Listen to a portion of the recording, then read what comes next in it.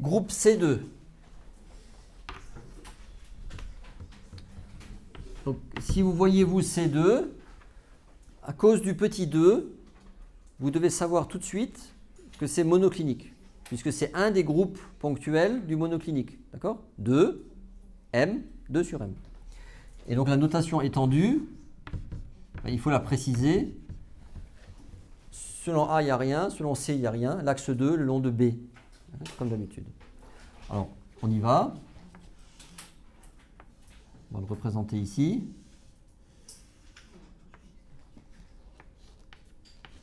On dit que c'est A. On dit que c'est C. Et n'oubliez pas, hein, un mode de réseau grand C, ça signifie qu'à tout point x, y, z, ça s'applique partout, il y a toujours un deuxième point, x plus 1,5, y plus 1,5, z. Bravais disait, c'est face AB centrée. OK? Et en cristallographie, en fait, ça veut dire que dans mon réseau, il y a une translation qui s'applique tout le temps, c'est 1,5 de A plus 1,5 de B. C'est ça que ça signifie en cristallographie. Donc, il ne faudra pas l'oublier quand on construit le groupe spatial. Alors, il y a juste un axe 2, comme tout à l'heure. On le met ici. Mais bien sûr, la présence de cette translation va changer beaucoup de choses. Donc, on commence. Alors, je mets déjà mes petits taquets 1,5. Je mets mon point, par exemple, F plus ici. Et donc, hop, il tourne comme ça, par l'axe 2. Donc pour l'instant, ça ressemble à P2, mais ce n'est pas le même groupe, ce n'est pas P2, c'est C2. Et donc maintenant, ces deux points, tous les deux, eh bien, il faut encore leur appliquer la translation du mode de réseau de Bravais. Donc on va se retrouver avec 4 points dans la maille, d'accord, et pas 2. Vous comprenez? C'est ça que ça implique. Pourquoi? Parce que quand on a un mode de réseau avec une face centrée, le nombre de nœuds, vous vous souvenez, le comptage des nœuds passe de 1 à 2 nœuds par maille. Donc si on a 2 objets dans la maille, les 2 deviennent 4. Tout est toujours doublé par ce mode de réseau. Alors on y va, on fait 1,5 dans cette direction-là et 1,5 dans cette direction, hein, qui est B.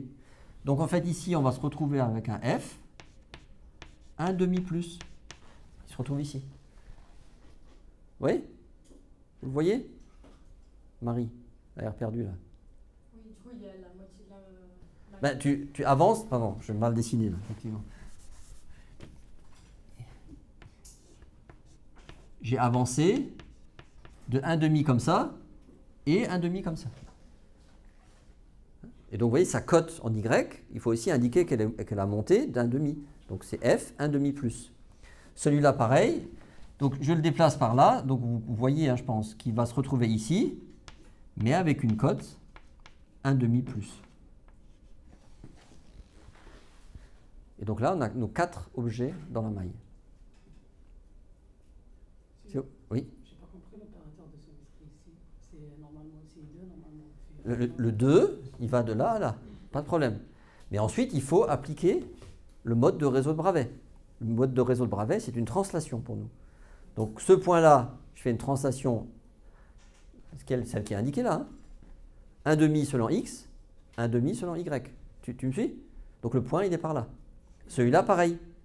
Et ce mode de translation, chaque réseau de Bravais, il a son mode propre de translation. Ah bien sûr, il est défini. Un mode de réseau grand C, ça il faut l'apprendre, hein, c'est face AB centrée. Ça veut dire, quand c'est le nœud à l'origine de la maille, tu vois, 0, 0, 0, devient 1,5, 1,5, 0. On a expliqué ça la semaine dernière. Hein. Je peux le redessiner ici. Hein. Si tu représentes une maille en 3D, comme ça,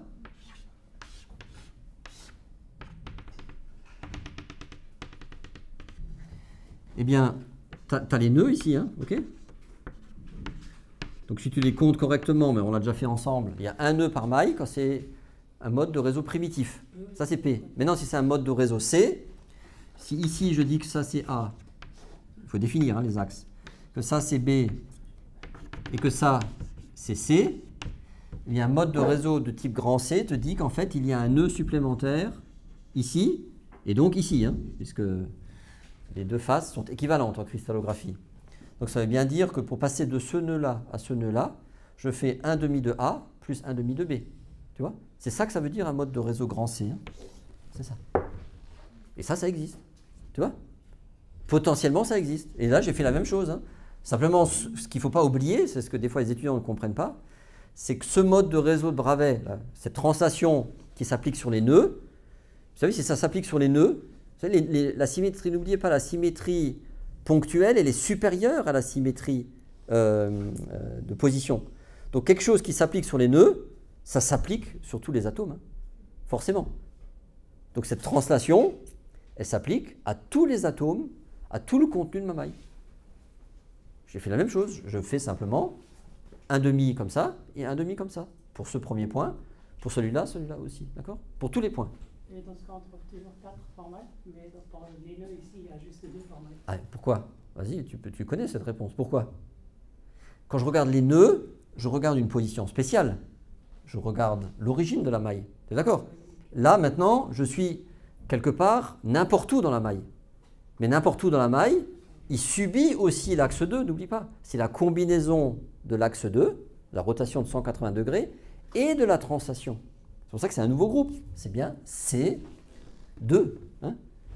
On combine le mode de réseau de Bravais avec un axe 2. Donc, chaque fois, vous verrez, hein, le nombre de positions est de plus en plus important.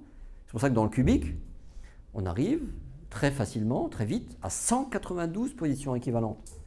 Vous comprenez pourquoi cette année, je ne vous fais pas construire des groupes cubiques. Parce que les étudiants, je sais qu'avec 4, 8, 16, on fera hein, quelques groupes avec 16, peut-être même un à 32, ils ont déjà peur. Hein.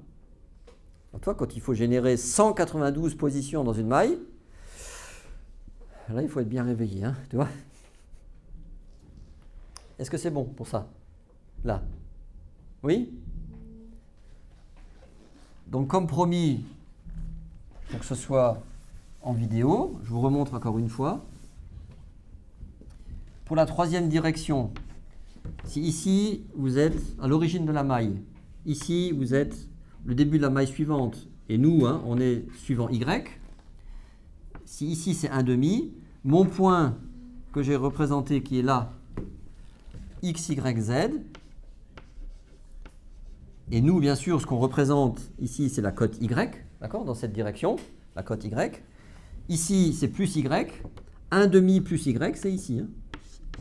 Ça, c'est 1/2 plus Y. Et on l'écrit habituellement 1/2 plus. OK? Ici, c'est juste plus. Là, ce point-là.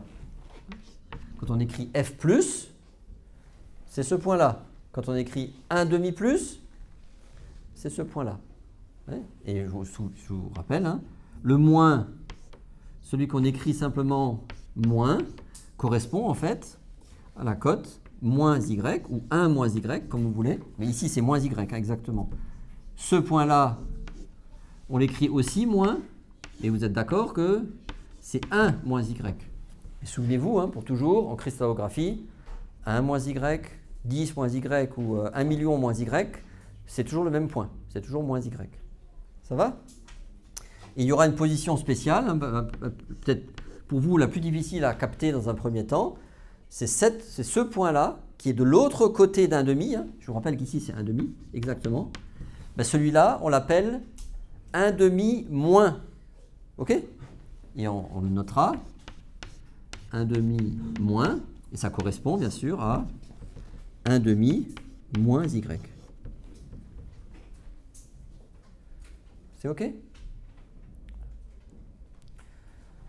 Pour finir rapidement, maintenant les positions. Ici, il y a des positions spéciales. Hein.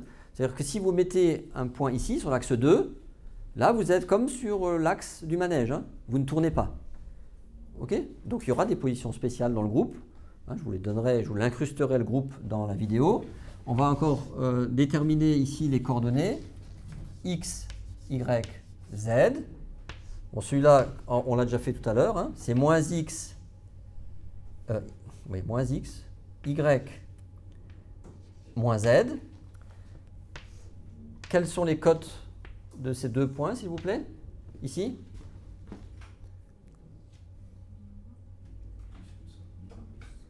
Alors, x, ben, c'est 1 demi plus x, d'accord? Puisqu'on a simplement décalé de 1 demi suivant x.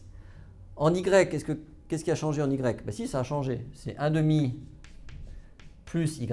Et en z, rien n'a changé. Puisque sur la cote z, on est toujours sur la même ligne. On est d'accord? Ici, maintenant, ce point-là, regardez bien, il n'est pas sur la même cote. Hein. Si ici, c'est 1 demi, n'oubliez pas, ce point, il est là. Donc ici, on a décalé comme ça. Il est plus proche de la ligne 1 demi que ici. Hein. Donc en fait, là, si vous regardez bien, c'est 1 demi moins x. En y, bah, c'est marqué hein, dessus 1 demi plus y. C'est la cote qui est là. Et en z, bah, c'est le même z qu'ici, c'est moins z. OK? Voilà. Donc faites attention, surtout à cette cote-là. Ici, c'est la première fois qu'on la rencontre. On est à 1 demi moins la cote x. Vous voyez? De l'autre côté, avant, on était 1 demi plus la cote x. De part et d'autre de x. Donc ici, c'est 1 demi moins. Et donc, je vous ai indiqué où il était le 1 demi moins. C'est juste un peu en dessous de 1 demi.